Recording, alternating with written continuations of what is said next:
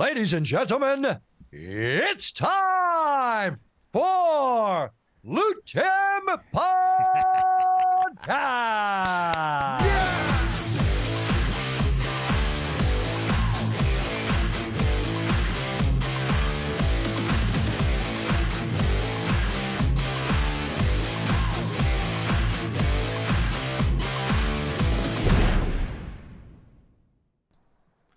David Loiseau. Et Pat Côté pour l'Ultime Podcast, version abrégée, version Blitz. Blitz. C'est comme ça. Blitz. Sprint. Quelque Court. chose de rapide. Exact. Court, quelque chose de rapide, là. In and out. In and out, exactement. Aujourd'hui, on veut parler de la popularité du Jiu-Jitsu brésilien. Comment que dans les dernières années, ça a tellement explosé. N'hésitez pas à nous écrire des commentaires sur la vidéo. N'hésitez pas à nous écrire aussi peut-être des sujets dans le futur que vous voudrez qu'on parle aussi. Peu importe, hein, Dave, que ce soit n'importe quel. Mise en forme, combat, arts martiaux mixtes. Mental toughness. Ouais, santé mentale et tout. Ouais, n'importe quoi, on va jaser. Le jiu-jitsu brésilien, c'est l'art martial qui a révolutionné les sports de combat. Oui. En partant, le UFC 1, on voulait savoir quel style était meilleur. Le meilleur style, c'est les boxeurs, c'est les gars de jiu-jitsu, c'est les lutteurs, les gars de kung-fu. Qui a le meilleur style? Et là, il y a un monsieur qui s'appelle Royce Gracie. Monsieur Royce Gracie qui est venu, qui faisait 6 pieds, 185 livres. Oh, je pense qu'il était plus petit que ça. Plus petit, ouais. Pas de grandeur, mais de poids. Ouais, mais c'est ça. Et puis, il a battu des géants avec la technique. La technique du jiu-jitsu brésilien. Et là, maintenant, le jiu-jitsu brésilien est rendu un sport extrêmement populaire. Un sport payant. Pour plusieurs. Vrai. Pour plusieurs. Il y a plusieurs personnes qui vivent de ça, qui vivent de compétition de jiu-jitsu brésilien. Et même les écoles. Il y a des écoles qui sont remplies. Moi, je fais juste penser à un de mes amis, un de mes meilleurs amis, Luciano Uchi, qui a une école. Luciano! Qui a une école. One Jiu-Jitsu, exact. Qui a une école sur la rive nord. One Jiu-Jitsu. C'est plein. Il y a 50 enfants. Je veux dire, quand tout le monde est là, il y a à peu près 150 membres. C'est énorme. Il y a tellement de monde. Mais ça part aussi de lui le prof. Là. Luciano était écœurant. Mais ça part de là aussi. Il y en a, on va en parler peut-être dans une autre vidéo. Il y a beaucoup de charlatans là-dedans aussi. Mais là, on parlait des bienfaits du Jiu-Jitsu. C'est tellement un art. Souvent, les parents qui me demandent à moi, disent OK, moi j'ai un enfant, j'aimerais ça l'envoyer vers des arts martiaux. Lequel que tu me suggères? Moi, je vais tout le temps suggérer le judo, la lutte ou le jiu-jitsu brésilien. Ouais. Pour la simple et bonne raison que je trouve que tu vas apprendre à connaître ton corps, à comment ton corps fonctionne, et tu vas être capable de contrôler quelqu'un sans utiliser de frappe pour rien. Jusqu'à un certain âge, je te dis, là, après 14-15 ans, là, whatever, tu veux faire des arts martiaux qui a des frappes. Puis je crache pas sur le karaté, je crache pas sur le kung-fu, taekwondo, peu importe. C'est une opinion bien personnelle. Mais c'est juste que je pense que ça va builder plus la confiance en soi. Un jeune qui va savoir comment son corps marche, il va savoir comment maîtriser quelqu'un sans utiliser vraiment de la violence comme telle, juste en sachant comment maîtriser son adversaire ou son bully ou peu importe, qu'aller frapper une planche de bois qui casse en deux. Mais ça, c'est une opinion bien personnelle, OK? Je crache pas sur rien, c'est une opinion personnelle. Surtout aussi pour les coups à la tête. Recevoir des coups à la tête à l'âge de 8, 9, 10 ans, 11 ans. En bas de 16, 17 ans, je pense pas que c'est une bonne idée. Moi, je l'ai fait. J'ai pas reçu beaucoup quand j'étais jeune. On n'avait pas les mêmes connaissances. Mais non, mais j'ai commis des KO. J'ai donné des KO. J'ai gagné par KO. J'avais 12 ans, 13 ans. Je me souviens, Yves Jabouin aussi, il faisait des compétitions avec moi en karaté, en taekwondo, en kickboxing. Et on avait plein de victoires par KO. Tu sais, puis à 12-13 ans, gagner par KO, assommer quelqu'un. Maintenant, je regarde, je suis comme, dude, that's not right. C'est pas correct. Aux États-Unis, ils font des combats d'MMA. MMA pour jeunes. Des jeunes. Très jeunes. Ouais, mais tu sais, en Thaïlande, 5-6 ans, ça commence déjà. C'est le sport national. Ouais, c'est le sport national. Des KO, je pense pas que c'est bien. Pas avant 17 ans. 16-17 ans. À 16-17 ans, je pense que c'est assez correct pour ton cerveau est développé, puis tu peux absorber des coups et tout, mais Mais à 12 ans... Moi, ce que j'aime surtout du jiu-jitsu brésilien, c'est que tu as 5 ceintures, tu n'en as pas 18. Ouais. OK? Et il n'y a rien de gratuit dans le jiu-jitsu brésilien. OK? Il faut que tu aies les notions, faut que tu compétitionnes, faut que tu aies du rendement pour passer à une autre ceinture. C'est ça que moi je trouve qui est valorisant dans le jiu-jitsu brésilien, que c'est quand tu as une ceinture bleue, quand tu as une ceinture mauve, c'est parce que tu t'en mérites. My God. Il y a pas de... Même s'il y a des gens et des écoles qui les donnent un peu plus rapidement que d'autres, il y a il y a du travail à faire. Il y a du travail à faire. Le jiu-jitsu, c'est pas comme... Des fois, j'entends du monde, ouais, je suis ceinture noire en tel art martial. Ça fait 1 an que j'en fais. What? Ouais, mon neveu, il est ceinture noire. Là. Ça fait 1 an et demi qu'il en fait. Dude, OK, c'est une ceinture noire en, C'est parce que l'affaire, c'est que papier c'est pas... ou quoi? Tu sais, moi, je peux partir le côté jiu-jitsu, le côté jitsu. Je peux partir ça. Côté jiu-jitsu. Je suis black belt demain. Ouais, exact. Il y a ça pareil aussi. Fait que, il y a pas... Mais tu sais, le jiu-jitsu, oui, nous autres, là, présentement, on parle du jiu-jitsu brésilien, mais il y a le jiu-jitsu traditionnel, il y a le jiu-jitsu japonais, qui est plus peut-être de l'autodéfense que vraiment de l'offensive pour aller faire abandonner ton adversaire, qui se spécialise plus au sol, du jiu-jitsu brésilien. Toi, tu as une école, toi, tu donnes des ceintures. Plusieurs mondes qui posent des questions souvent quand on fait des podcasts en direct. Ça prend combien de temps à avoir une ceinture noire? Avoir une ceinture noire, on parle de 2 à 2 ans et demi par ceinture. Alors, il y a la ceinture bleue, 2 ans, mauve, un autre 2 ans, marron, 2 ans, noir, 2 ans. Fait qu'on parle de 8 à 10 ans pour avoir une ceinture noire. C'est du temps, il y a beaucoup de up and down, il y a beaucoup... Ça, c'est dans le meilleur des mondes. C'est dans le meilleur des mondes. Ouais. Moi, si vous savez combien de temps ça m'a pris pour avoir ma noire, moi, ça a pris du temps parce que je mettais le gi, je l'enlevais, j'enlevais. 13 ans. 13 ans. Ouais. Moi, en tout, ça m'a pris 17 ans. Parce que j'enlevais le gi. Des fois, je ne mettais pas le gi pendant 2-3 ans. Ouais, je me concentrais sur ma carrière de combattant. Fait que je m'en foutais du gi, du kimono, des ceintures. Mais, tu sais, c'est ça. Faut éclaircir les gens aussi parce que il y a beaucoup d'écoles que si tu fais pas de jiu-jitsu avec le kimono, qu'on appelle un gi, ils ne donnent pas de ceinture no-gi. Non. Là, maintenant, c'est plus répandu un petit peu plus, mais c'est quand même assez rare. Si tu fais pas de kimono, tu fais pas de gi, ça va être dur d'avoir une graduation d'une ceinture plus élevée. Là. Ouais, c'est sûr. Surtout la ceinture la marron et la noire. Si tu mets jamais le gi... Mais tu sais, on avait donné, je pense que un des Gracie avait donné une ceinture à Rashad Evans, une ceinture noire, je me souviens plus, Rashad mettait pas le gi, mais là, ça avait fait un peu de controverse, mais... c'est comme Ronald Gracie, il y en a d'autres à l'UFC, des fois, le gars, il gagne par knockout, bang, bang, il s'en vient donner sa ceinture noire autour de la tête. Voyons, le pire, c'est quand... c'est quand Pereira avait knocké Adesanya. Ouais, on lui a donné le marron. On lui a donné le marron. Ouais. Mais je sais pas si tu te souviens du travail au sol qu'il y a eu dans ce combat. C'était gênant. Ouais, son sol est quasiment...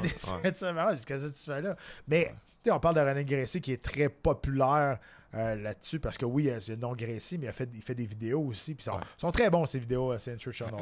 Henner Gracie puis son frère Heron, ils sont forts. Ils ont un Gracie Academy. Là. Ouais. Ça fait des années qu'ils sont là-dessus, qu'ils ont des programmes en ligne, des leçons, ils ont un curriculum très spécifique, très ordonné. C'est vraiment bien ce qu'ils font. La manière qu'ils expliquent aussi, c'est simple, man. Tout le monde peut comprendre honnêtement. Puis moi, ce que j'aime du Jiu-Jitsu, c'est que tu peux personnaliser ton style. Ouais. Tu sais, je dis, t'es ceinture noire, je suis ceinture noire moi aussi, mais notre style est complètement différent. 100%. Puis moi, c'est l'art que j'aime le plus parce que tu continues tout le temps d'apprendre. Ouais. Tu vas tout le temps trouver une façon de passer cette soumission-là, passer une autre soumission. Parce qu'une clé de bras d'une ceinture blanche puis une ceinture noire, c'est pas mal la même. Mon bras ne plie pas plus parce que je suis une ceinture noire, tu comprends? Non. Mais c'est le cheminement pour aller le chercher. C'est un jeu d'échecs. Ouais. Je place... Moi, là, si je me place d'une façon, je sais que toi, tu as 3 options pour te sortir de là. Les 3 options que tu as là, je sais déjà quoi faire si tu fais une de ces 3 options-là. Fait que c'est de penser 2-3 mouvements d'avance. C'est ça la différence entre une ceinture blanche et une ceinture noire. C'est juste penser d'avance qu'est-ce qui va se passer. Exactement. C'est juste ça. T'es juste mieux. T'es meilleur à jouer aux échecs que la ceinture blanche. T'es juste habitué aussi. T'en as vu des séquences de moves. Tu sais qu'est-ce qui se passe. OK, d'habitude, 9 fois sur 10, la personne va mettre son pied à gauche ici. Alors, bon, tu prépares ton attaque. Non. C'est une question aussi de répétition et de roles. On a fait beaucoup de matchs, beaucoup plus de matchs que la personne qui est ceinture blanche. Puis la communauté du jiu-jitsu brésilien aussi, là, pas tout le monde qui aime tout le monde, là, mais elle est très serrée, elle est très tissée, hein, vraiment. Puis surtout ici au Québec, là, parce que ça a été décriminalisé après 7 ans, cette année. Faut pas croire que je dis ça, là, mais c'est ça. Le sport avait été criminalisé, là, mais là, finalement, ça a été sorti. Je pense que le jiu-jitsu on devrait essayer de le rendre un sport olympique. Oui, bien, c'était supposé. À Rio, là, il était supposé le faire. Qu'est-ce qui est arrivé? Puis là, avec des JJF qui ont foiré. Ouais, il est arrivé quelque chose à l'intérieur. Pourquoi ça n'a pas fonctionné? Ça te prend une fédération aussi qui voulait emboîter le pas. Puis je pense qu'il y avait trop de chicanes à gauche, à droite. Dinero, Massari, l'argent, 100%, money. 100%, il y a de l'argent, il y a quelqu'un qui a reçu une enveloppe puis ça n'a pas passé parce que le jiu-jitsu brésilien, c'est tellement un beau sport qui pour les Olympiques, ce serait parfait. Parfait. C'est beaucoup moins... c'est moins violent que... Tu sais, le judo, là, des fois, il y a des slams, il y a des KO au judo. Là. Les gars qui finissent, les femmes qui finissent leur carrière en judo, ils sont pétés. Là. Ils n'ont plus de genoux, ils ont les orteils dans la même. Je veux dire, ils sont pétés, ils ont les doigts tout cassés aussi. C'est fou, là, parce que, tu sais, il y a beaucoup de sports qui sont très violents. Il y a la boxe, il y a des KO en boxe. Le judo, il y a la lutte. La lutte, on a vu des blessures en lutte et tout, mais le jiu-jitsu brésilien, c'est vraiment... C'est ça, c'est une question d'argent. Puis l'argent. le comité olympique là-dessus, des fois, t'en souviens, à un moment donné, là, ils voulaient enlever la lutte des Jeux olympiques, le sport le plus vieux au monde. Les Olympiques ont commencé avec la lutte. Tu peux pas enlever ça, ça n'a pas de bon sens. Donc là, il y a eu un gros riot, puis ils l'ont pas enlevé avec raison. Là. Mais tu sais, moi, je suis d'accord avec toi. Le jiu-jitsu brésilien devrait faire partie des Jeux olympiques prochainement. Puis surtout que là, c'est tellement populaire. On voit des vedettes maintenant à Hollywood là, qui en font énormément. Keanu Reeves, qui est ceinture marron en jiu-jitsu brésilien. Tom Hardy. Mark Zuckerberg, qui a fait une compétition de jiu-jitsu. Ouais, c'est vrai. Mark, troisième homme le plus riche au monde. Puis il fait du jiu-jitsu. White Belt, ça en fait une compétition avec des fucking nobody. Non, mais c'est vraiment cool. C'est vraiment cool. Tu sais, les belles chanteuses... Demi Lovato. Demi Lovato, c'est vrai. Je pense qu'elle est purple. Elle est purple belt. Elle est fuckée aussi. Mais oui. Un peu fuckée. Demi Lovato. Qui d'autre? Il y a une couple de célébrités qui font du jiu-jitsu. C'est vraiment... C'est vraiment la femme à Tom Brady, l'ex-femme à Tom Brady. Gisèle.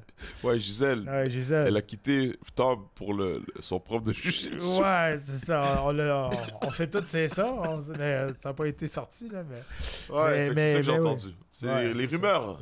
Les potins. C'est des potins. C'est un podcast potin. Ouais. Mais je suis d'accord avec toi. Le jiu-jitsu brésilien, c'est tellement un bel art martial. La communauté est belle, elle est bonne. Puis t'arrêtes jamais. Tu regardes les gars comme aujourd'hui, comment ils sont forts. Là. Tu regardes des Craig Jones, tu regardes Gordon Ryan, tu regardes ces gars-là. Puis ici au Québec, t'en as plein aussi. Là. Tu t'en as qui sont... vous les connaissez pas, nous on les connaît, là, mais t'en as des solides là, ici là, au Québec. Là. Et le fait aussi que t'arrêtes jamais d'apprendre. Tu penses... Oui, je suis black belt, mais il y a quelqu'un qui est ceinture bleue quelque part qui a pris une clé bras, mais qui a modifié une clé bras qui est révolutionnaire, qui peut m'aider, qui peut aider ma game. Tu finis jamais d'apprendre. Je peux apprendre de toi, tu peux apprendre de moi, puis ça arrête jamais. Non, ça, c'est la beauté du jiu-jitsu. Tu peux penser tout savoir, mais... Puis il y a des équipes. Là, maintenant, tu sais, John Danaher là, qui amène son équipe à l'autre bout, là, puis là, ils font des compétitions, puis tu arrives là, puis c'est des... Ils sont au Texas, là. C'est des gorilles. Tu peux pas rien faire avec eux autres. Là. Puis c'est pas une question de force, c'est une question de position. C'est une question technique. C'est tellement... stratégie. Exact. C'est tellement une compréhension corporelle de toi puis de ton adversaire, que t'es dessus, il bouge, que la main bouge de main, puis là, tu laisses pas d'espace. Puis là, OK, moi le piéger, moi me mettre là, moi faire exprès, puis lui, il pense qu'il y a quelque chose, mais là, pac, moi l'attraper après. C'est fantastique quand tu commences à comprendre ça. Puis ceux qui regardent les MMA, ceux qui commencent à en faire, maintenant apprécient beaucoup plus quand ils regardent, quand ça va au sol, ils comprennent des affaires, à la place de dire, ils vont-tu revenir debout. Là. Tu sais aussi, ce que j'ai avec le jiu-jitsu, c'est que ça prend ton ego, là. Ça le met en balle, puis ça le lance. Parce que le jiu-jitsu brésilien, peu importe, tu peux peser, peu importe ton poids, ta force, tu peux être un gars de 200 livres, shredded, bencher 600 livres. Bencher 600 livres. Moi, j'ai des ceintures bleues, mauves, marron, qui vont te torcher. Si tu sais pas comment faire le jiu-jitsu, comment grappler, comment te battre au sol, c'est un sport tellement technique et tu apprends à perdre rapidement. Tu apprends à taper. Oh, j'abandonne. Ouais. Au début, quand on a commencé au jiu-jitsu, tu tapes. Ouais. Ça te rend très humble. C'est important. Tu as raison, parce qu'il y avait, quand il y a eu une grosse popularité du UFC là, en 2015-2016, pas 2005-2006, il y a gros des bodybuilders qui sont venus au gym. Ouais. Puis là, les autres, ils benchaient des 600 livres, des gars, ils sont forts comme des bœufs. Là. Mais on mettait un gars de 150 livres dessus, tu n'étais pas capable de le décoller. Puis il ne comprenait pas. Il dit, voyons donc. Il était capable de le bencher 6 fois s'il voulait. Ouais. Mais juste la façon qu'il bougeait ses hanches, la façon qu'il se parlait. Puis l'autre en dessous, le bodybuilder était brûlé raide. L'autre avait l'autre par-dessus, 150, 160 livres. Moi, je bouge pas. Je bouge pas, tu sais. Ou bien quand il grimpe, il va sur ton dos, puis il tient, puis... Il y en a qui sont fatigants. Il y en a qui ont des positions fatigantes. C'est la beauté du jiu-jitsu. Et si vous avez vraiment une chance de découvrir cet art martial-là, écoute, il y en a des très bons, il y en a des très mauvais, mais je pense qu'il y en a plus des bons que des mauvais. Il y en a plein maintenant à Montréal, à la Rive-Sud de Montréal. Surtout jiu-jitsu brésilien. Aujourd'hui, maintenant, c'est facile à aller en ligne, voir si l'entraîneur, si le coach est légitime. C'est vrai. Avant, il y avait beaucoup, dans les années, début 2000, là, il y avait jiu-jitsu brésilien. Là. Non. Ouais. Maintenant, on sait qui a des vraies ceintures, qui est vraiment certifié ceinture noire. C'est vraiment facile. Faites une recherche Google, tapez le nom de l'entraîneur, de l'école et tout, vous allez savoir. Très facile. J'ai une école, Crow Training Center, située à Saint-Henri. Mais salutations à notre ami Luciano Uchi sur la Rive-Nord. Sur la Rive-Nord. Vraiment. Sur la Rive-Sud, on a LV Jiu-Jitsu, Lee-Villeneuve qui est là aussi. Absolument. Donc, il y en a des très bons un petit peu partout. C'est facile à trouver, comme David l'a dit. Donc, je vous invite à découvrir cette superbe art martial.